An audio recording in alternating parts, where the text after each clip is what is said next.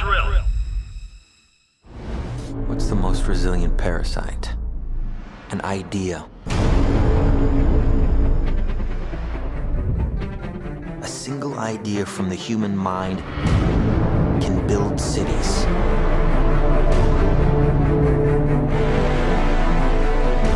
An idea can transform the world and rewrite all the rules. Which is why I have to steal it. He's hiding something and we need to find out what that is. We gotta break out of here. Give him the kick!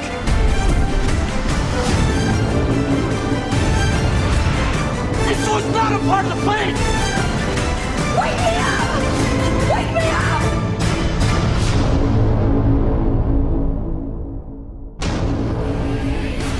I know we have still not shattered that highest and hardest glass ceiling, but someday someone will, and hopefully sooner than we might think.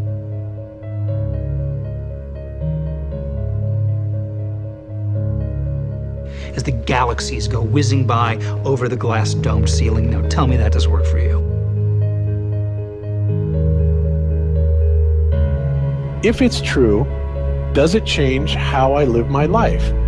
This is something that is not an easy answer because of the magnitude of what we're talking about here. How it will change your life, first of all, when you understand it, is dramatic, to say the least. Will it change you from having to go to your job every day and the things that you typically do every day? No. But when this knowledge becomes more mainstream and these agencies are starting to be held accountable, and you understand that they're all participating in this, not just the United States government, not just NASA, but China, Russia, India, all of them have space programs. They all have the same symbolism. They're all doing the exact same thing to their citizenry. And the first thing you have to understand about this is that the deception goes all the way to the top. And when I say all the way to the top, you have to kind of get rid of the notion that the people at the very highest levels are working together.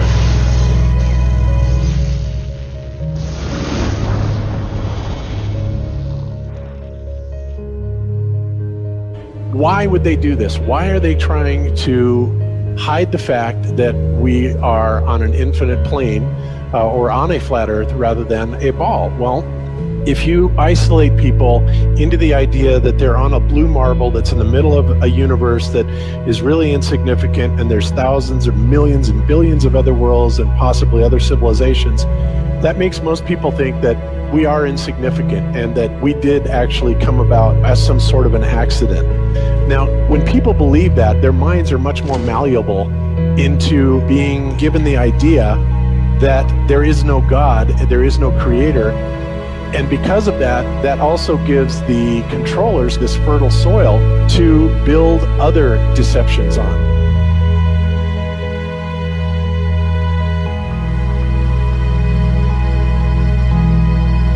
Why do you think that Truman has never come close to discovering the true nature of his world until now? We accept the reality of the world with which we're presented. It's as simple as that. It's about total control, mental, physical, spiritual, every way, shape, form possible. You have to remember how big of a conspiracy this is. This isn't talking about just the JFK thing or isn't talking about just 9/11. It's on an umbrella kind of system to where it is the biggest deception that there is. It actually exposes every other deception, and nothing else brings down the power of the elite because it really exposes education, science, the economy, television, museums, universities. Think of all the things that have been fooled. I feel worse for the people that are out there building satellites, the people that are out there actually working for these space agencies, the people out there teaching in schools as professors, because they would all come to the conclusion eventually, once this gets out, that they've all been contributing to the lie. Why do you believe what you believe? Prove it without using NASA or any other space agency. the government or military of any country in the world. Why would I say that? NASA has been proven to be liars time and time again. I could spend a whole weekend here showing you the lies of NASA. How many of you believe your government is 100% honest and can be trustworthy? And how many of you know the military answers to their government? Okay, so if those three sources are all proven liars, why would you trust them? Fool me once, right? Shame on you. Fool me twice, shame on me. I say, continue to believe pathological liars and you're an idiot. But that's what we've all done. And so, I look at these stuff, we've all seen the textbooks, we've all seen the videos and movies and all these things, and there's so much of it. Do you know what the budget NASA has? You know how much they get? How much money they get? Have you seen the movie Gravity? Okay. That's made for about $100 million, give or take. And if you saw the movie Gravity, that was pretty impressive. I saw it on IMAX, big screen, like, wow. I mean, I felt like I was with Sandra Bullock flying around in space, freaking out myself. Okay, this is what they're able to do with $100 million. What are you able to do with tens of billions of dollars a year since the 60s? Now, in my opinion, we're being lied to not only about the shape of the Earth, we're being lied to about the very nature of reality itself. In 1954, Admiral Richard Byrd, a highly decorated naval officer, conducted an interview where he alluded to the idea that there may very well be land beyond the poles. Admiral Byrd, you've been to both the North Pole and the South Pole. Is there any unexplored land left on this Earth that might appeal to adventurous young Americans? Yes, there is. But strangely enough, there's left in the world today an area as big as the United States that's never been seen by a human being. And that's beyond the pole, on the other side of the South Pole, from Middle America.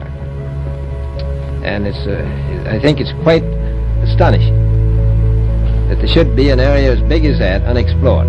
That's a tremendous So challenge. there's a lot of adventure left down at the bottom of the world. Well, Admiral, do you hope to see that? We don't know. That's the big problem. We don't know where we are, okay? That's what we're all trying to figure out here. But there is the Antarctic Treaty where, 53 or so nations have signed saying that no one's going to lay claim to Antarctica and that there are massive restrictions for travel there. You can't just get up and go to Antarctica on your own. You have to have a tour guide with you, and there are only certain entry points, and there are limits on where you can go search. Personally, I think the unconquered South face is the only one worth scaling. It's a 20,000-foot sheer wall of ice, but that's never stopped me before.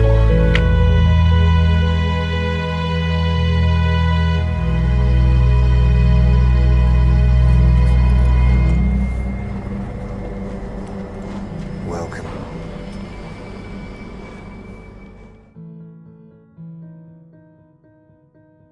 No, I just want to stand on top of the wall and piss off the edge of the world.